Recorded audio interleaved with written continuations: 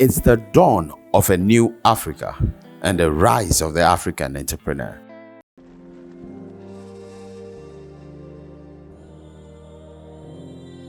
Hello, my name is Mabel Kwashi, and I run a company called Aquatic Foods Limited. We are into production of various fish products, in fact, innovative fish products.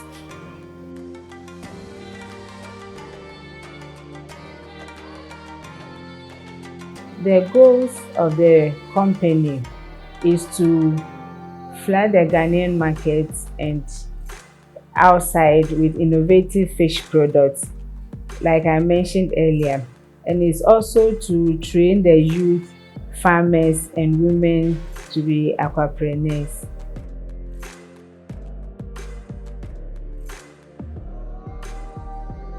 I started the fish business in 2014 when I left the bank, and I started with the fish farming, which ran well for a number of years, and then I ran into challenges. So the idea was that since I'm already in the aquaculture industry, why don't I do something else which doesn't involve the actual farming of the fish? Then I remember that I had seen fish sausages in Uganda. So I started in my kitchen, did the formulation myself, tried it on the market several times. And then when I got the concept right, I went to Uganda to learn how to do it in a commercial way. So that is how I started the processing. Then in the course of it, I added other products like the Kobe and the crackers, the fish crackers, and other products. So the aim is to bring a lot of fish products. So anything that probably we can use meat to do, we should be able to use fish. So I do my research. If it's possible, then I put it on the market. We run an incubation hub for, like I said initially, to train farmers and women and the youth into aquapreneurs. So we run a program here where you come to learn how to do the fish sausages, the fish crackers, all the products that we do here. And then we also make our facility available for you to do your production. So if you are not ready or you don't have the funding to set up your own business, you can still come and produce here under our supervision. The place is certified by FDA, so you don't have any issues with FDA. And then you can sell on your own until such a time that you can be on your own, you can raise enough funding. So that's the incubation hub that we run. And we also do a short one especially for the young girls. You go through entrepreneurship, and then you do the how to cook or how to sell the products. We set you up after the training. That's a very short training, like 1 week. Then we set you up, we give you a grill, we give you the little equipment that you need to start on your own, and then you can start doing your own business.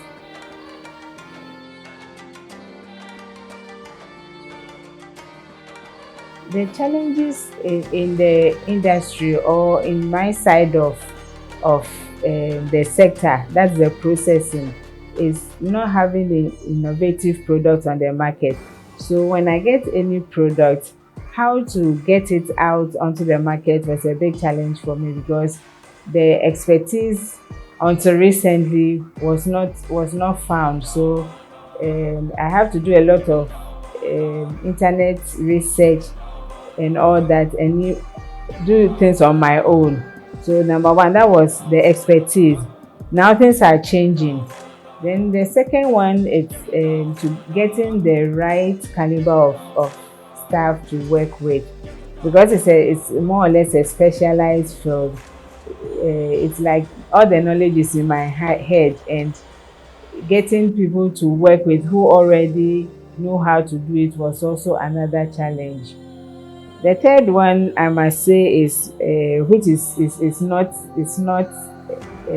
it's common to almost every business, is the funding. especially if you are new in the industry. If you are not more than 3 years, it's very difficult to get funding to run your business. So these are the main challenges: manpower, expertise, and then financing.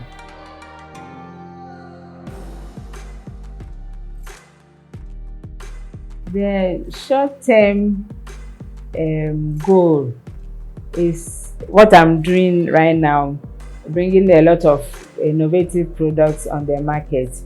But in the long run, what I want to realize is to open up the aquaculture sector. Currently, it's like the sector is not doing too well, and I believe that if we don't do processing in large scale, then the industry will not, because all the farmers that are producing the fish, how are they going to sell it, especially with the catfish? So the future, what I want to see in future is to train a lot of people to do the processing, so that the farmers will also be able to sell their produce, especially catfish. We know that with tilapia, it's not that difficult to sell, because Ghanaians, we find tilapia as a delicacy, but what is coming up with the catfish, and it's a challenge for the farmers to sell their produce easily. So that my long-term goal is to have a lot of processes in the country who will also take their raw material, that's the catfish and tilapia, from the farmers and process.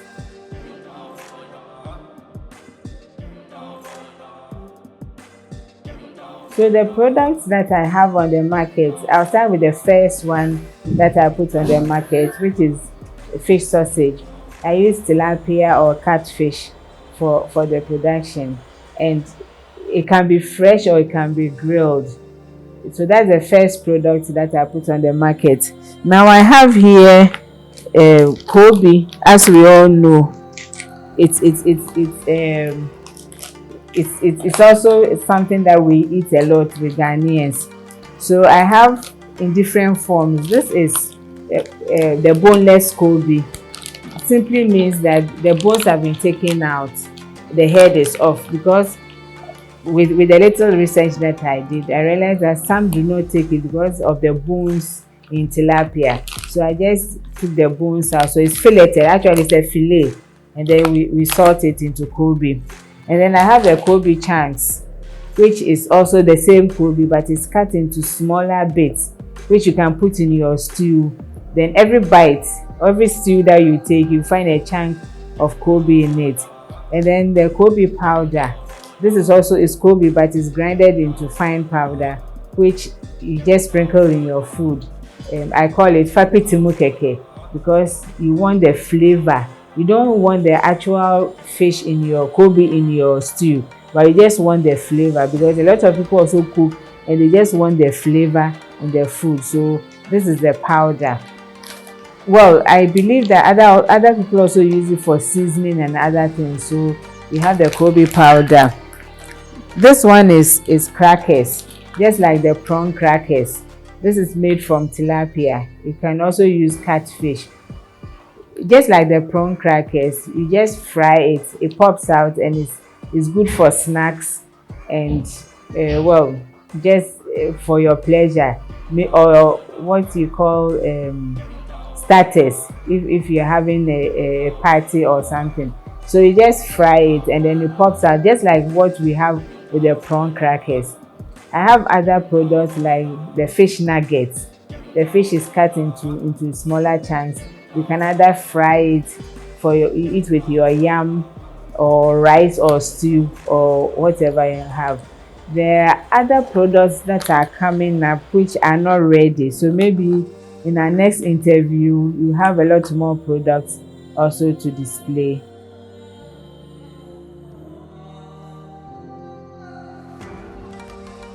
Currently, I have 4 full-time employees, but we have casual ones too who come in as and when we have a lot of production to do. But 4 permanent, and then I have 3 more who come in from time to time to also assist.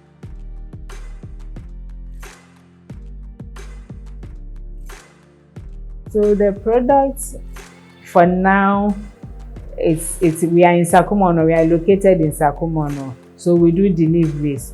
But very soon we are making arrangements with the other shops. So very soon you find the products in Melcom, ShopRite, and I mean, maybe I should say you find them closer to you than before. But currently it's more of an online thing. You call and then we deliver, or you walk into the shop and then you buy it. The prices are for the Kobe, for instance, each pack is 50 cedis, whether it's powder, it's chunk, or it's boneless. The crackers, we have different sizes. This one is 10 cedis, but we have the bigger ones that will go for 20 cedis or 25 cedis, depending on the weight. Then the sausages, we have a pack which goes for 40 cedis. It's a pack of 6 or 4, depending on the size that we use. Our numbers are 055 55 07 515 or 050 638 5023. We are on social media as Aquatic Foods. In fact, when you type Aquatic Sausages, you can get us on Instagram, you can get us on Facebook.